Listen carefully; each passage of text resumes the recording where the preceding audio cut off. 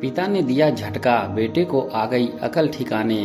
इतनी बड़ी तो कोई बात नहीं हुई पापा, जो आप मुझे गांव भेज दें, वहां है ही क्या मिट्टी, गंदगी और गंवार लोग। राघव की बात सुनकर नवीन का चेहरा गुस्से से लाल हो गया। उन्होंने सख्त लहजे में कहा, राघव, अगर गांव और वहां के लोगों के खिलाफ एक शब्द और निकाला तो अंजाम ठीक नहीं होगा। याद है ना, कल तुम्हारे दादू गांव से आ रहे हैं और वो अब हमारे साथ ही रहेंगे।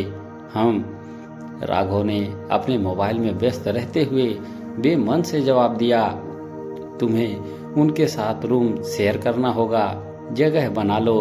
व्हाट? मैं दादू के साथ रूम शेयर नहीं कर सकता, मेरी प्राइवेसी का क्या? चारू ने नवीन की ओर देखा।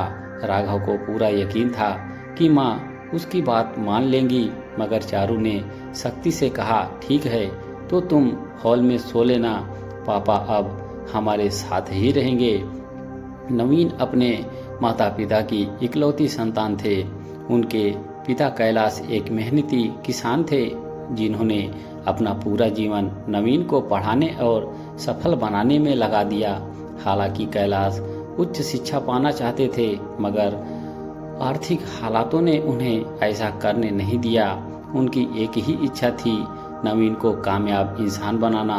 नवीन ने भी उनकी मेहनत को सार्थक किया और आज वह मुंबई की एक मल्टीनेशनल कंपनी में उच्च पद पर थे। कैलाश और उनकी पत्नी गांव में ही रहना पसंद करते थे। वे मुंबई जाते तो कुछ ही दिन रुकते, पर 1 महीने पहले जब कैलाश की पत्नी का निधन हो गया तो नवीन ने अपने पिता को साथ रहने के लिए मनाया। कैलाश को नई जगह जाने में हिचक थी, लेकिन बच्चों के कहने पर वे तैयार हो गए। मुंबई में नवीन और चारू का 2 BHK फ्लैट था, जिसमें कैलाश को राघव के रूम में रहना था। यह बात राघव को बिल्कुल पसंद नहीं आई। वह अपनी प्राइवेसी को लेकर परेशान था। कैलाश ने धीरे धीरे नई जिंदगी के साथ तालमेल बिठाना शुरू कर दिया। चारू उनका पूरा ध्यान रखती, वह समय पर उन्हें खाना और दवाइयाँ देती, शाम को टहलने ले जाती। लेकिन राघव दादू को लेकर नाराज था। एक रविवार चारू ने कैलाश और राघव के लिए खाना बनाकर रखा और कहा, राघव, दादू को 2 बजे खाना खिला देना और दवा देना मत भूलना।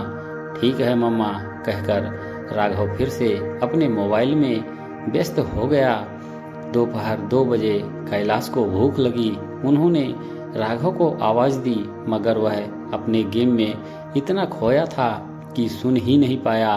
भूख के कारण कैलाश खुद खाना निकालने रसोई में गए, लेकिन दांत का बाउल गिरकर टूट गया। आवाज़ सुनकर राघव भागा और गुस्से में चिल्लाया, कुछ करना आता नहीं दादू, सब चीज बिगाड़ देते हो। कैलाश चुपचाप खड़े रहे।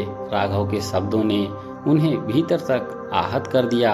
इतने में चारू और नवीन वापस आए और रसोई का हाल देखा। चारू ने तुरंत कैलाश को खाना दिया और राघव से कुछ नहीं कहा। रात को खाने की टेबल पर नवीन ने राघव से कहा, कल तुम गांव जा रहे हो, तुम्हें वहां खेतों में काम करना है। गांव? मैं क्यों जाऊं?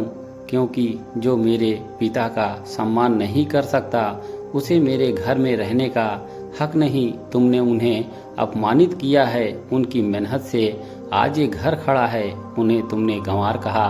तुम्हारे इस व्यवहार के लिए माफ़ी नहीं है।